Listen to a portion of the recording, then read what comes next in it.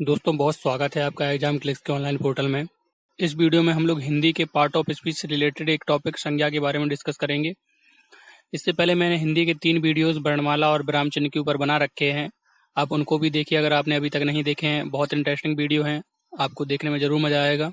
वो वीडियो देखने के बाद आपके वर्णमाला और विराम चिन्ह से क्वेश्चन हमेशा के लिए क्लियर हो जाएंगे। और इस चैनल पर हम आपके लिए हिंदी की एक पूरी की पूरी सीरीज लेकर आने वाले हैं, जिसमें हम लोग अच्छे लेवल से हिंदी के सारे टॉपिक को डिस्कस करेंगे और लेखपाल यूपीएसआई के पूरे सिलेबस को हम लोग कवर करेंगे। तो आप चैनल को सब्सक्राइब जरूर करिएगा, जिससे आने वाले वीडियो की नोटिफिकेशन आप तक पहुंचते रहें और अपनी तैयारी को आप बेहतर बना सकें।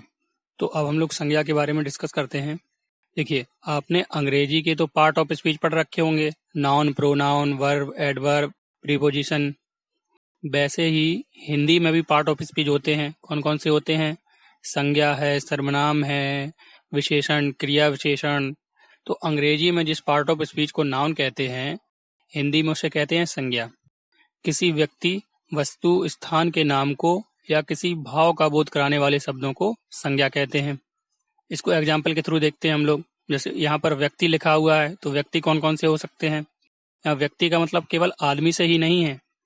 देखिए, व्यक्ति में कौन कौन से आ जाएंगे, जैसे मोहन हो गया, बुद्ध हो गया, रीता हो गया, गाय, शेर, हिरन, सांप, स्त्री, पुरुष, बच्चा। तो ऐसे जितने भी शब्द हैं वो सब नाउन होंगे। और भी देखिए, यहाँ पर वस्तु को हमने अंडरलाइन किया है, तो वस्तु में कौन कौन से होंगे? जैसे वस्तु होती है घड़ी, कुर्सी, मेज, मोबाइल, किताब, पेन, कपड़ा, बैलगाड़ी। और भी इसी तरह की जितनी वस्तुएं हैं वो सब भी नाउन होती हैं। और यहाँ पर स्थान को अंडरलाइन किया है, तो स्थान कौन कौन से हो सकते हैं? जैसे कि भारत, अमेरिका, लखनऊ, चेन्नई, अमीनाबाद, मुखर्जी नगर, लक्षद्वीप, खजुराहो। तो जितने भी स्थानों के नाम हैं वो सब भी नाउन होते हैं। और देखिए, यहाँ पर भाव का बोध कराने वाले शब्दों को नाउन कहते हैं। तो भाव कौन कौन से हो सकते हैं? तो भाव में देखिए आपका जवानी, बुढ़ापा, सर्दी, गर्मी, सौंदर्य, कुटिलता, बेचैनी, प्रेम और घृणा। ये सारे भाव हैं, ये भी नाउन की कैटेगरी में आते हैं, यानी कि संज्ञा कहलाते हैं। तो ये तो बहुत सिंपल था, आप सब लोग इसके बारे में जानते होंगे। अब हम लोग देखते हैं एग्जाम में संज्ञा से रिलेटेड किस प्रकार के क्वेश्चन बनते हैं। तो एग्जाम के पॉइंट ऑफ व्यू से हम लोग संज्ञा को 5 पार्ट में डिवाइड करते हैं। कौन कौन से पार्ट हैं वो? व्यक्तिवाचक संज्ञा, जातिवाचक संज्ञा, भाववाचक संज्ञा, समुदायवाचक संज्ञा या द्रव्यवाचक संज्ञा। तो एक एक करके इनको एग्जाम्पल के थ्रू समझते हैं हम लोग। सबसे पहले व्यक्तिवाचक संज्ञा को देखते हैं हम लोग। तो जो व्यक्तिवाचक संज्ञा होते हैं वो सारे नाम होते हैं। इसकी सबसे अच्छी ट्रिक यही है, अगर आपको बताना है व्यक्तिवाचक संज्ञा ढूंढना है किसी शब्द में, तो आप देखिए कहीं उसका नाम तो नहीं दिया है। तो इसकी सबसे अच्छी ट्रिक है कि अगर किसी भी वस्तु स्थान का नाम दिया हुआ है तो आप समझ जाइए वहाँ व्यक्तिवाचक संज्ञा है। तो देखिए, ये सारे नाम लिखे हुए हैं, जैसे मोहन, रीता, अब्दुल कलाम, कौशल्या, यमुना, रामपुर, जापान, हिमालय, राजस्थान और रामायण। तो जितने भी नेम होते हैं वो सारे व्यक्तिवाचक संज्ञा होते हैं। और यहीं पे हम लोग जातिवाचक संज्ञा को भी देख लेते हैं, जिससे हम लोग व्यक्तिवाचक संज्ञा और जातिवाचक संज्ञा में अच्छे से डिफरेंस समझ सकें। तो जातिवाचक संज्ञा कौन से होते हैं? तो हमने जो ऊपर व्यक्तिवाचक संज्ञा में लिखे वो जो भी चीज हैं वो जिस भी जाति के हैं उसको हम लोग जातिवाचक संज्ञा कहते हैं। जाति का मतलब वो जिस टाइप के हैं। जैसे ये देखिए, मोहन क्या है? मोहन लड़का है, तो ये लड़का जातिवाचक संज्ञा हो जाएगी, जबकि उसका नाम व्यक्तिवाचक संज्ञा हो जाएगी। जैसे रीता, रीता लड़की है तो रीता जातिवाचक संज्ञा हो जाएगी। अब्दुल कलाम, ये पुरुष हैं तो ये पुरुष जातिवाचक संज्ञा हो जाएगी। कौशल्या, ये स्त्री है तो स्त्री जातिवाचक संज्ञा। इसी तरीके से यमुना, ये यमुना क्या है? नदी, तो नदी जातिवाचक संज्ञा हो जाएगी। सेम आप देख लीजिए, यहाँ पर लिखा हुआ है रामपुर। रामपुर किसी गांव का नाम है, तो रामपुर तो व्यक्तिवाचक है, जबकि जो गांव है वो जातिवाचक संज्ञा है। इसी प्रकार जापान, जापान एक देश है। हिमालय, हिमालय क्या है? पर्वत। राजस्थान, राजस्थान एक राज्य है। रामायण, रामायण क्या है? रामायण एक पुस्तक है। तो आपने देखा जितने भी ये नेम होते हैं वो सारी व्यक्तिवाचक संज्ञा होते हैं, और वो जिनके नाम होते हैं वो सारे जातिवाचक संज्ञा होती है। देखिए कितना सिंपल है ये। मैंने एग्जाम्पल्स को इस तरीके से सेट किया है कि आप लोग आसानी से समझ सकें। देखिए, एक के बाद एक के नीचे ये सारा लिखा हुआ है। नेक्स्ट देखते हैं हम लोग भाववाचक संज्ञा। अब भाववाचक संज्ञा में कौन कौन से आते हैं? तो इसकी भी एक ट्रिक है। क्या ट्रिक है? कि जितनी भी चीजों को हम लोग अपनी ज्ञानेंद्रियों से महसूस नहीं कर सकते, वो सारी भाववाचक संज्ञा में आती हैं। ज्ञानेंद्रियां कौन कौन सी होती हैं? आँख, कान, नाक, त्वचा और जीभ। तो जिन चीजों को हम लोग देख नहीं सकते, सुन नहीं सकते, छू नहीं सकते, इनको केवल मानव मस्तिष्क के द्वारा महसूस किया जा सकता है। तो ये सारी कौन सी संज्ञाएं होती हैं? ये सारी भाववाचक संज्ञाएं होती हैं। देखिए, जैसे प्रेम है, प्रेम को केवल महसूस किया जा सकता है, उसे देखा नहीं जा सकता, सुना नहीं जा सकता। ऐसे ये सारे हैं, जैसे घृणा हो गया, अपमान हो गया, स्वीकृति, मिठास, सौंदर्य, क्रोध, खुशी, उत्सुकता। तो ये सारे आपके भाववाचक संज्ञा में आते हैं। नेक्स्ट है हमारा समुदायवाचक संज्ञा। अभी समुदायवाचक संज्ञा क्या है? तो ये भी बहुत सिंपल है।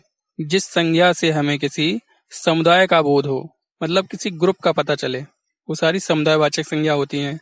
कौन कौन सी? इसका एग्जाम्पल देखिए, जैसे सभा है, तो सभा शब्द सुनते ही आपके मन में बहुत सारे लोगों के समूह की एक पिक्चर बनी होगी। और उसी तरीके से सेना है, तो सेना में भी बहुत सारे जवान होते हैं।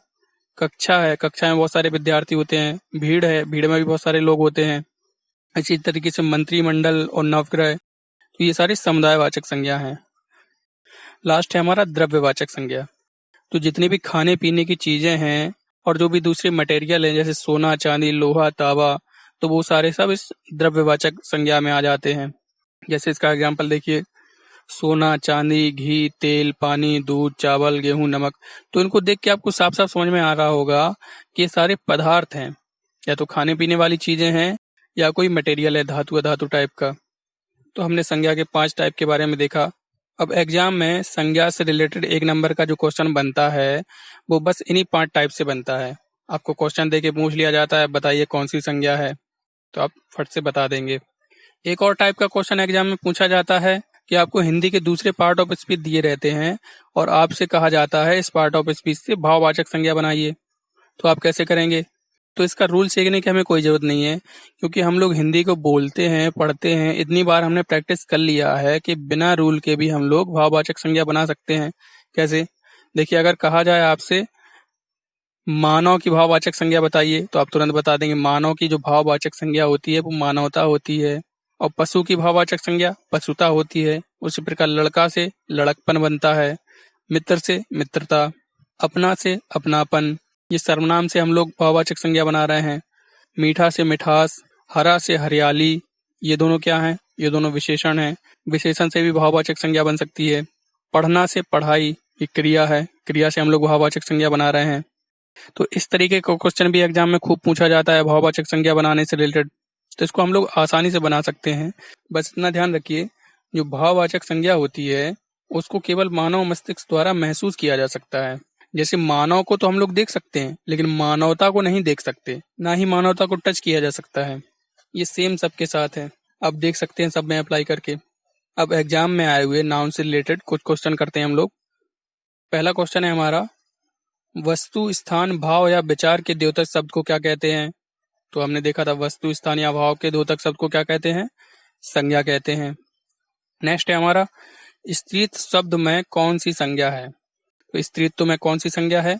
जातिवाचक संज्ञा, व्यक्तिवाचक संज्ञा, द्रव्यवाचक संज्ञा या भाववाचक संज्ञा। देखिए, अगर यहाँ पर होता स्त्री, तब तो हो जाती जातिवाचक संज्ञा। अगर उस स्त्री का नाम दिया होता तो कौन सी हो जाती? व्यक्तिवाचक। लेकिन यहाँ पर है कौन सी? तो यहाँ पर है भाववाचक संज्ञा।